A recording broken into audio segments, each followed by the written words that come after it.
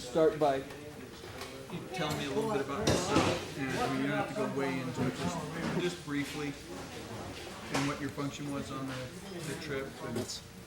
That's a good question. Well, my name's Roy Webb. I'm a historian and an archivist. Sometimes called a river historian, which is true. Everything I've written in history has been some kind of river-related thing, with very few exceptions. Mostly Green River, Yampa River, but Colorado River. I've been doing Grand Canyon trips as a historian since 1986, and started with Grand Canyon expeditions and continue to do trips with them. Still just got off one about 2 days before I went on this trip. My function on the trip, now that's an interesting question, and one that was a little bit of a sore point, to be honest. I was officially listed as the historian, but I was really an afterthought, and I think that was a mistake. As I said, officially this is a historian, but I think the only reason I got invited, to tell you the truth, is the Park Service required it. And so when everybody's badmouthing the Park Service, I had to say, well, if it wasn't for them, I wouldn't be on the trip, so I couldn't join them for whatever other things they might do.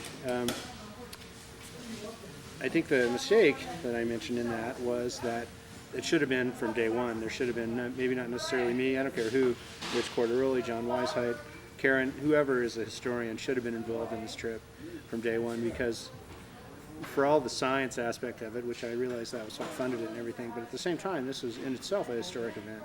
Like the word that kept coming to me, even though it was overused a few years ago, was harmonic convergence. I mean, that was a big thing in the news a few years ago, but this really was, in a sense. This was a convergence of elements of river history that came together in this one trip, and in the person of these people. Every aspect from the very earliest days, from the earliest Neville's days to modern times, modern equipment, modern people that still work on the river. So it really was a convergence in that sense. And not that I think the historical aspect of it was slighted. I think you and Lew and everybody else who worked with that did a great job, and I think a lot of good history will come out of it. But it's just something that I don't see the separation between history and science that some people do. And I mean, my thought a lot of the time now, I shouldn't say this, I guess, if Bob sees this, but with science, I don't care that much about that. The people that were there were the important thing, and I think in that sense it was fabulously successful. It was at times it was almost overwhelming for me. Seriously enough, I've always been a little bit emotional, and I think you have to be a good historian. You have to be a little bit intuitive. You have to feel things, and a phrase of a song by Joni Mitchell kept going through my mind. I get such strong impressions of their heyday, and I really did. I kept getting the strong feelings. It kind of flashed back and forth between Tad Nichols with dark hair and young and active and doing things, and Bob Rigg when he had, no, I shouldn't say that, but Bob Rigg when he had more hair, and those guys. I mean, it was really a flashback experience for me. I've studied these guys. I've known every one of them for years and years. I mean, I've been working on this river history for about 15 years now, and a lot, not so much down here. There's kind of a separation. I mean, a lot on the green, but it still comes across. I still knew all these people. I felt like I knew them, and I had known them for a long time, and they'd almost, this was called the Legends trip, and they'd almost reached legendary status, certainly for me. And to meet them, it's like meeting your gods. All of a sudden there they are. It was a little bit overwhelming, and it just through a series of personal things. This was a busy summer. I didn't have time to get adequately prepared, so I didn't feel like I was that much of a contributor. I certainly enjoyed it. I enjoyed the chance to talk to people and to talk to them about their heritage, their papers, that kind of thing, like Karen and I joke about. But that's a very important aspect, and I think that if nothing else comes out of this, that'll be important. So. Who did you talk to most? And tell me a story about one of your experiences down there with one of the legends. Well, I remember standing. One that really jumps to mind right now is standing on a boat with Kent Frost at Kanab Creek. Let me just pause. I'm sorry.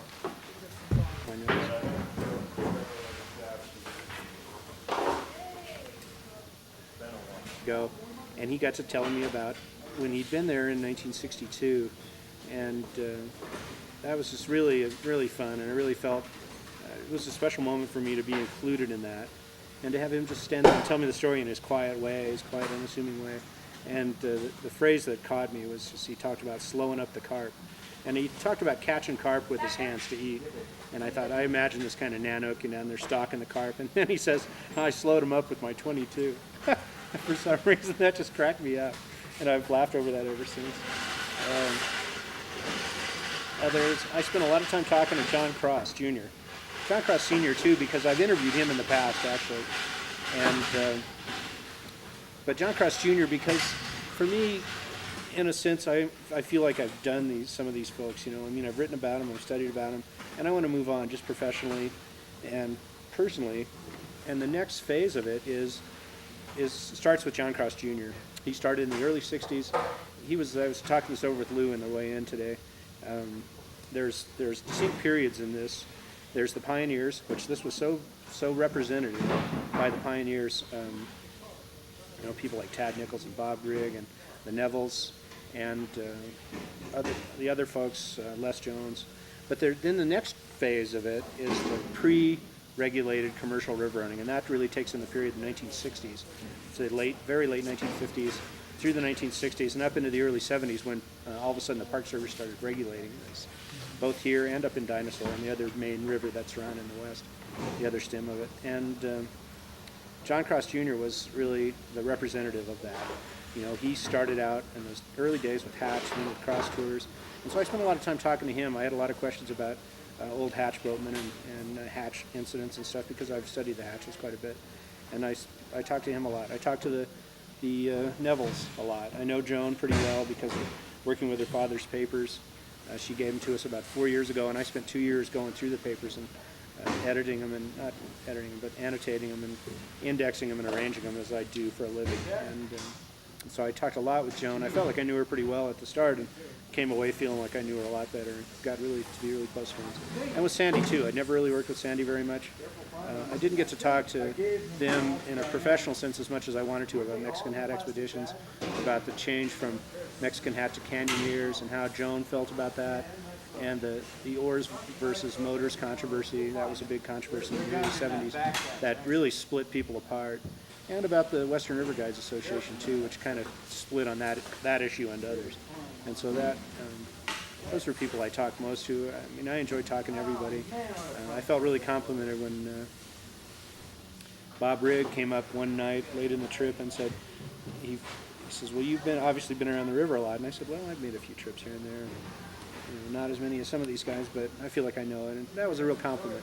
He said I had a lot of river savvy. That was a nice feeling to get it from somebody like him. And I really enjoyed his presence too. I mean, Bob was I'd never really met him before. I guess I'd met him really briefly at one of the guides training seminars, but never had a chance to sit down with him. And he was so articulate and his memory so sharp. That was really enjoyable.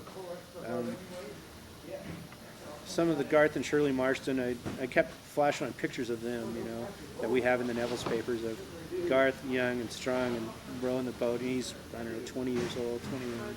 And Shirley, just a beauty, a blonde.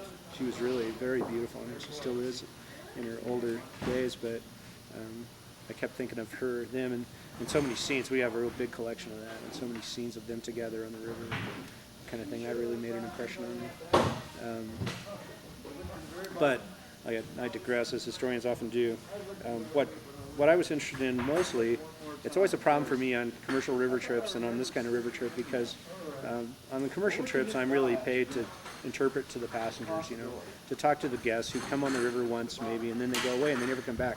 But what I really want to do is hang out with the boatmen. You know, I want to talk to them. I want to hear what they did in 1976. You know, I want to hear about the big water in '83. That's the kind of history that has a great interest for me, and in a way, it's more appropriate for me to be interviewed here in a boathouse, in a boatyard with boats around and people cleaning a trip and stuff like that in the background because that's really my main interest now. I mean, that's a big research interest of me is the boating industry. I always think of a movie I saw a long time ago where Burt Lancaster refers to this guy as a tourist in war. This is a Vietnam War movie, and he looks at one of the people and he says, "You're just a tourist here, you a tourist in this war." And I think of myself in that. I mean, I deal with tourists, but I'm a tourist in the boating industry. You know, it fascinates me. I like to know how things are run, how trips are run, how people pack, how they unpack, how they used to do it, what changes are made. I mean, that's a real interest to me. That's my really fascination. The pioneers, I love reading about the pioneers, but in a way, there's almost like a new generation. I don't feel like I'm a doyen of history by any means, but it's almost like there's new people coming up, Rich and Karen and a guy over in Moab, John Weishaupt, they're picking up there. They're picking up on that, on the pioneers, and they're doing more work with them, you know. Not that whatever I might have done with them was extensive by any means. It wasn't exhaustive, I mean. Not by any means. There's much more to be done. But I'm glad in a way, because I feel like it almost frees me to go on to other things, and I want to. You know, I enjoy this modern era. I like running a boat. There's a real thing in history of, I mean, there's not really two, but kind of two ways of looking at it. There's field history, people who like to go out and do what it is.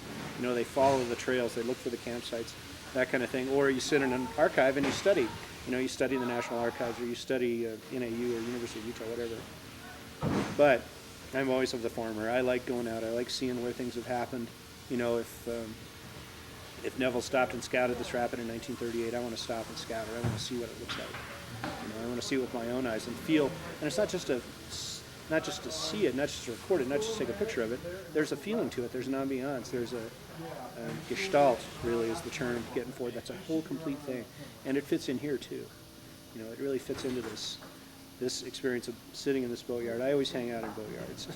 When I go to Vernal, I always go to the Hatch boatyard. When I go to Kanab, I go to the GCE boatyard, just because I like the feeling of it, and I like the history that's represented here. And I love reading the bulletin boards. You know, I mean, there's a whole little capsule right there. That's real fascinating for me too. So I guess what I'm saying in a long roundabout way is, I want to move on to another generation of boatmen. I mean, I like the pioneers, but I feel like I want to go a next step. I want to go into that 60s era, and that's John Cross was really a revelation for me. John Cross Jr., a real revelation for me in that he had so many stories. He was, you know, of course he's not quite as old. His memory's real sharp, and it was fascinating. And I knew some of the people, you know, I'd already talked to them or I knew of them from other research, and that I was really struck by that. I really enjoyed talking to him and took quite a bit of notes. If nothing else, I took them from him to learn things. What did you get? What historical things did you actually glean that you didn't have from before? Oh boy. What's going to contribute to your next book? Ooh boy, where to begin? I don't really even. It's hard to even say. I mean, there's so much that's still kind of rushing around in my mind, and every time somebody would start talking, I'd wish I could just push a button in the back of my head and make it record. Because there was so much said off camera and so much said when you weren't recording that it's hard to even glean it out. One, speaking of John Cross, you know, I asked him extensively about a guy named Shorty Burton. That was a hatch boatman, the guy who died in upset in 1967, and he fit an era. Shorty did. He's kind of like the end of that era of the pre-regulation commercial boaters, even though it was a few years before the management plans came in and stuff. But I always use him because that's the same time that Bus Hatch died. Bus Hatch, he was another one of the pioneers, died the same month, same year, and even contributed because Shorty was a friend of, I mean, Bus knew Shorty really well. The Hatch group was like family. When Shorty died, that kind of did Bus, he was real ill anyway, but kind of did him in. I asked him a lot about that. I asked John Cross Sr., another interesting aspect to me is the early Boy Scout trips in Glen Canyon and what grew out of that. A lot of good stories out of him about those, how they were set up, and then also he told me a great story about meeting Norm Nevels one night at Aztec Canyon at the start of the Rainbow Bridge hike, and how Nevels always did this fire fall. You know, I've read a lot of descriptions of that, but to hear it from him and to talk about how his Boy Scouts were affected by it, you know, that was really enjoyable.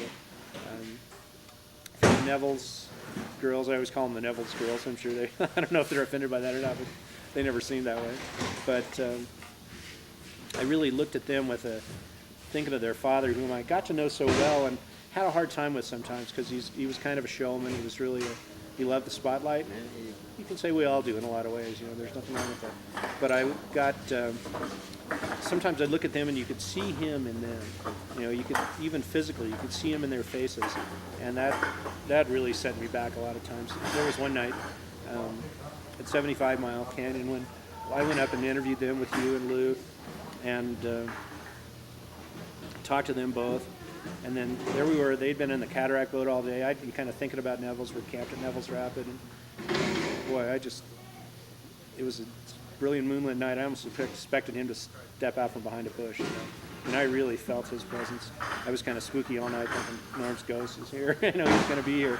And it was that kind of a thing. It's rare to get that in history. A lot of history is, it's an intellectual stimulation. It's fascinating to know these and to make these little connections and put little pieces in place. But when you can really feel it, sometimes if you're on a big battlefield, you can feel the emotion and feel the history that was there. But in this case, to really feel that was a powerful experience. When I went to bed that night, I slept up there. Well, you came up later. Yeah. And before you guys had come up, I walked up there and I didn't have a flashlight. And I found my flashlight and I got it out. And I was messing around with all the, my gear getting set up. And I flicked it up. And there was somebody sitting there. I mean, as weird as that sounds, I had a lawn chair. Those lawn chairs that we had up there, I had one set up, and it was a shadow. It was whatever. But now hearing you say that, it was pretty spooky. I mean, it made me jump. I jumped hard. Yeah. What did? This is the most commonly asked question. I'm hoping that you'll throw a twist on it for me. But what did all these people, especially the old timers and the boatmen, what did they get out of this trip? I think it was almost in a way, it was like a family reunion. There were people that hadn't seen each other for years that used to know each other well, and sometimes they might have fought. They might have been because they were businessmen and they were in a competitive industry. So they might have been on other sides of the fence. And now they've mellowed. Now things have aged, and they're getting back together. It really was like a family reunion because the most common word that comes up when you talk about the boating community in Grand Canyon and everywhere else is family. When you say, somebody that used to work for somebody else, it's like your brothers, and that's brothers and sisters, and it's just one big family, and that's a real strong attraction for me. I really enjoy that, and I think that's what a lot of them got out of it. They felt like it was a family reunion. I had so many people say this was just the best thing they'd done in years. John Cross, I remember saying, if he never did another river trip, this is John Cross Jr., if he never did another river trip ever, he'd be happy because this one was so good, and it was so great to make those kind of connections again. A part of it is it's shared experiences, but it's shared danger too. There's danger to it. There's the unpleasant experiences, but the ants and the sand and the rain and whatever else that come with river running. But everybody accepts that. But when you get around people that have shared that, there's a real strong bonding. I just wrote an article for a magazine where. But we're okay right now. You get fired up over this. You get pretty. Sure. There was nobody else. I kind of stepped into a middle generation of people that were interested in river history. There was Greg Campton and Otis Marston and some other folks, but they're all either dead or old and out of it, And so for a long time it was just me, and not that I give myself any credit for that. It was just always so much fun. Somebody said one day about a friend of mine. We were talking about this, and she said, "Oh, you've worked so hard in your career at this," and I said, "No, it's been too much fun to call it hard work." I've worked hard, and there's been times that I've hated it.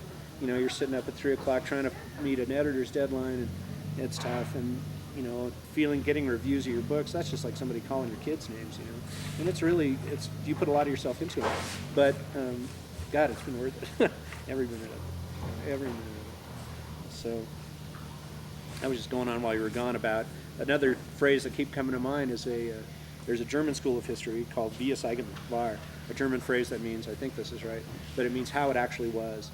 And I really subscribe to that. And then that's what I was talking about earlier, the feelings of the place, the ambiance, the gestalt, what it's like to stand on the rocks and look at coastal and think, you have to get in a boat and go run it. You can really stretch back to those people that did it, to people that have done it at an earlier time and the people that did it yesterday and the people that are going to do it tomorrow. You really feel a strong attachment to them, and I like that.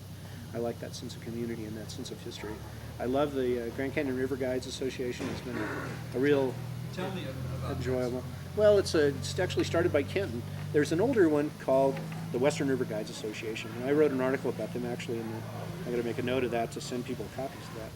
The WRGA started out as kind of a social club, people getting together, this is in the 50s, getting together to tell river stories, just to share that experience. I think to bring some of that experience into their off-season lives, because out here you don't run rivers in the winter.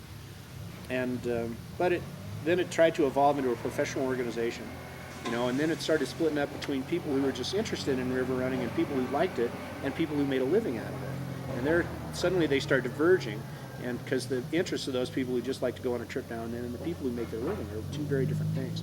And then the oars versus motors controversy got up in the middle of that, so it started splitting in another direction.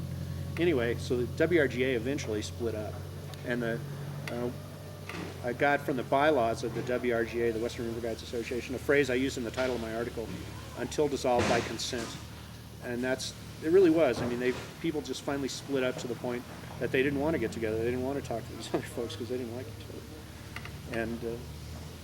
But those divisions have kind of died out. And then I don't know the whole history of the Grand Canyon River Guides Association, the GCRG, but I know it was started by Kenton, and Tom Moody, who ran boat through Lava Falls the other day, was the second president. Brad was the third president, Brad Dimmick, and then Lew is going to be the new president. He's the president-elect. I think it's a marvelous group.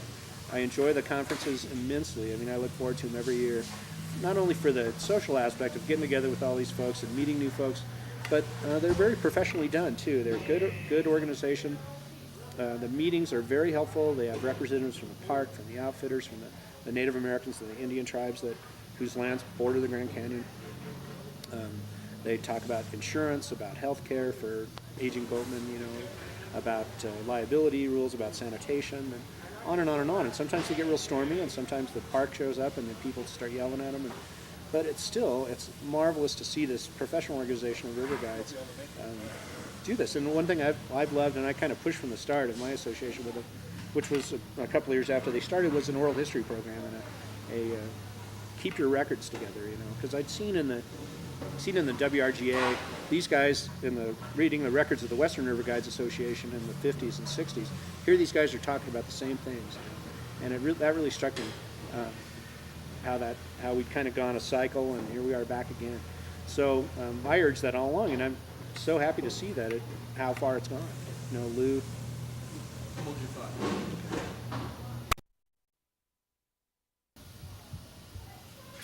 So anyway, where were we?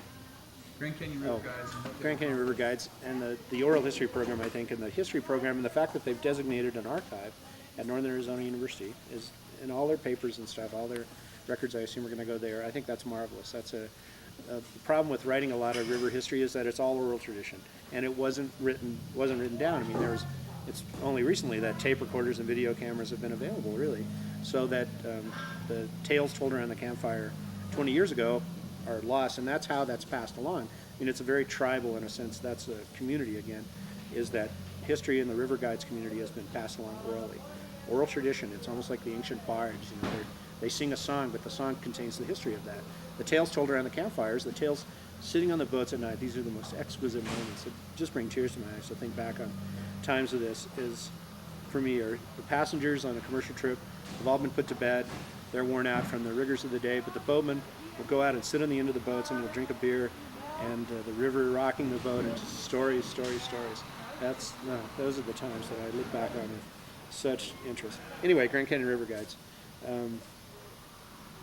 What another marvelous aspect about them, I think, and a wonderful aspect, is their political muscle. They've really tapped into a vein of interest in the Grand Canyon, and not only, Grand Canyon is name recognition all over the world. Everybody knows about the Grand Canyon, but the management of it and the river aspect of it is something that not many people know about, and still don't.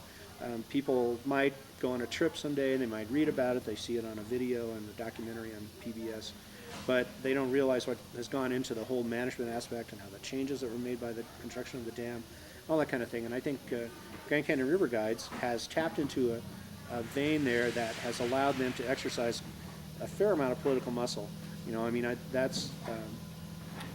That's been really interesting to see, that people who normally some people might consider on the fringes of society in a way. They're seasonal workers. They don't hold big important jobs, that kind of thing. But they've still been able to, for something they care about so deeply and that they share this feeling of, they've still been able to really tap into that potential well of, what am I trying to say? I'm losing my thought. That potential well of political muscle that can actually influence how the Glen Canyon Dam is managed and how the National Park Service treats the river community and treats the river itself and treats the passengers and the business.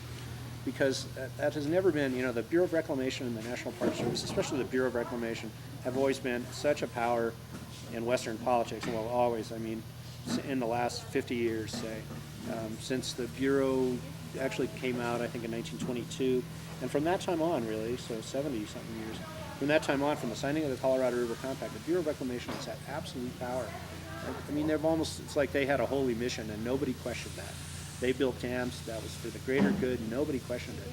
But suddenly here comes this group of people that do start questioning it, and this started in the 40s, and part of it was river guides then too.